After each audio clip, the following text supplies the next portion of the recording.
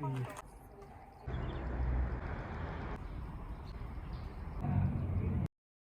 初の目的が関係者の方々ということです。尽力をNG。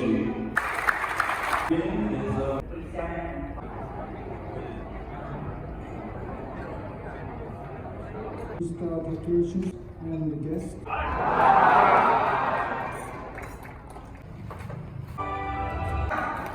And the key everything. We covered the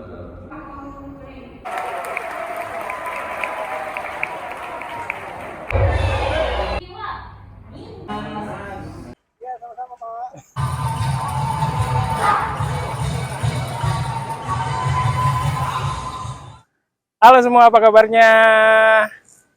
Semua pasti sehat ya? Minggu kemarin di kampus saya ada simposium dan konferensi untuk negara-negara ASEAN loh. Akhir-akhir ini banyak banget kegiatan yang sifatnya internasional di kampus saya. Kali ini acaranya diadain pakai bahasa Inggris, jadi kali ini nggak perlu penerjemah bahasa Jepang. Selain dua acara tadi, malamnya ada acara makan-makan yang diadain oleh Kedutaan Besar Jepang untuk Indonesia. Acara makan-makan ini diadain di Hotel Indonesia Kempinski. Ruangannya megah sekali dan makanannya enak-enak loh. Saya pulang dalam keadaan kekenyangan. Terus saya mau cerita tentang pendaftaran SMA anak saya. Setelah ikuti pendaftaran resmi dari pemerintah, sayang sekali Najmah nggak diterima di SMA negeri.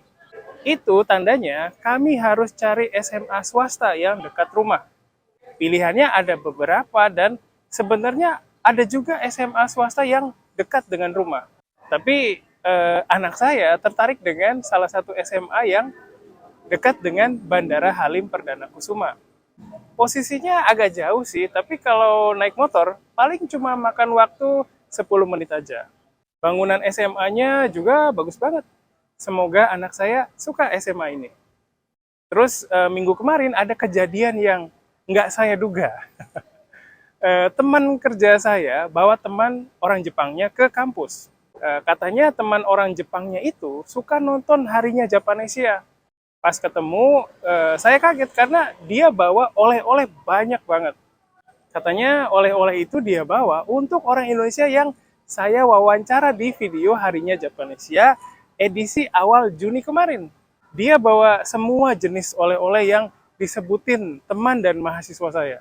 Berta Sensei dapat ochazuke, Pak Hargo dapat pulpen yang bisa dihapus, Fauzan dapat KitKat, dan lain-lain.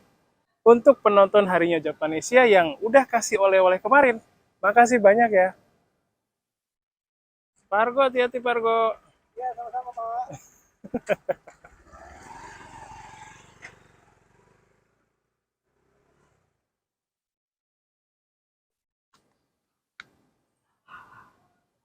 Oke.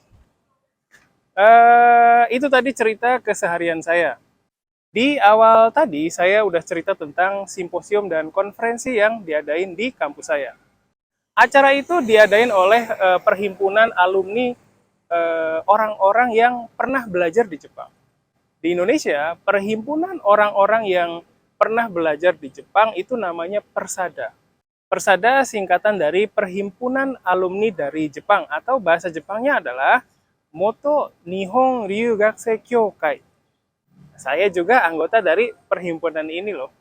Nah, selain Indonesia, sebenarnya ada juga perhimpunan yang sama di negara-negara lain seperti di Malaysia, Brunei Darussalam, Thailand, dan negara ASEAN lainnya.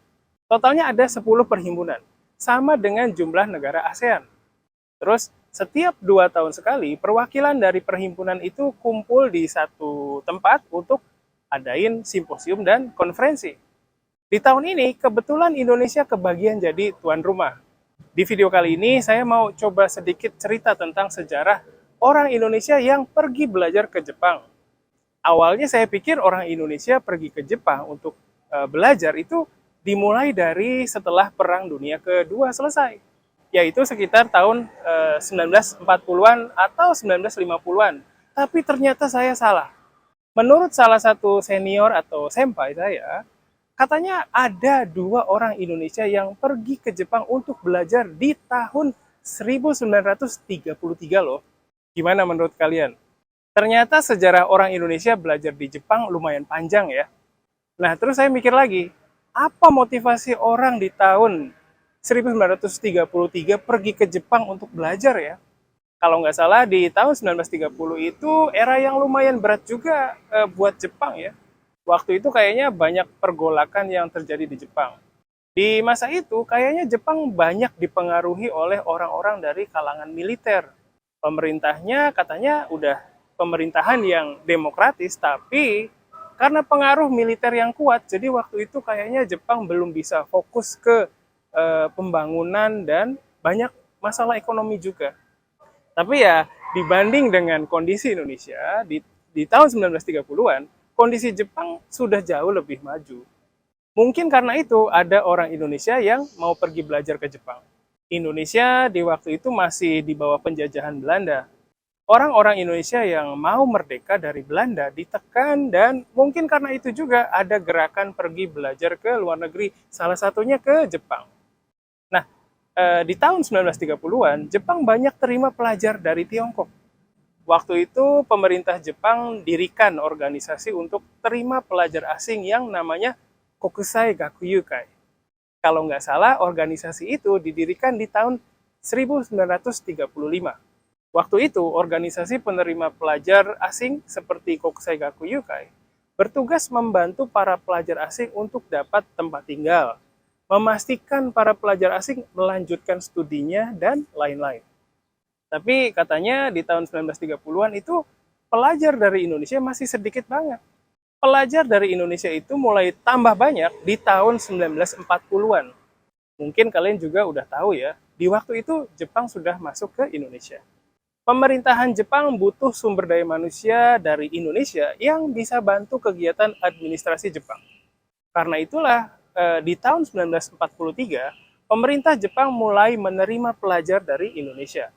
Nama programnya kalau nggak salah Nampo Tokubetsu Ryugakse, atau bahasa Indonesianya adalah apa ya? Program pertukaran pelajar khusus dari selatan. Ya. Dari sumber yang saya dapat katanya di tahun 1943 ada 52 orang Indonesia yang pergi ke Jepang. Terus di tahun 1944 ada 29 orang. Jadi totalnya ada 81 orang. Nah, di zaman ini katanya Indonesia jadi terkenal di Jepang. Waktu itu katanya banyak kelas-kelas bahasa Indonesia yang dibuka. Terus banyak juga lagu-lagu Jepang yang bernuansa Indonesia jadi terkenal waktu itu. Dari cerita senpai saya, di zaman-zaman itu belajar di Jepang nggak semudah sekarang. Nggak ada komputer, jadi mereka tulis penelitian mereka pakai tulisan tangan. Jadi mereka harus tulis hiragana, katakana, dan kanji itu pakai tangan, dan itu nulisnya berlembar-lembar loh. Kayaknya kalau saya udah nyerah deh. Ya, kira-kira ceritanya segitu dulu deh. Saya senang banget bisa tahu sejarah orang Indonesia belajar di Jepang. Kapan-kapan saya cerita lagi ya.